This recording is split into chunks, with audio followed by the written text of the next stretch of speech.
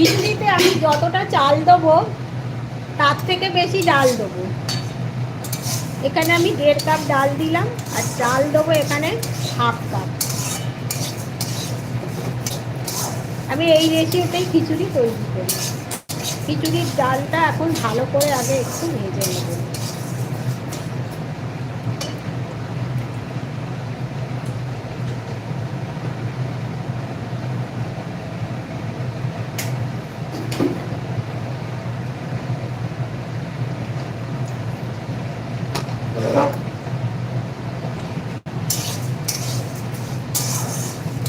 এই ডালের গ্যাসটা আস্তে করে নিয়ে আমি এখন আদাটাকে ছাড়িয়ে নিই, কারণ খিচুড়িতে আমার অনেকগুলো মশলা দিতে লাগবে। সকলকে অনেক ধন্যবাদ, যারা যারা দেখছেন প্রত্যেককে অনেক ধন্যবাদ, যারা লাইভে যুক্ত হয়েছেন।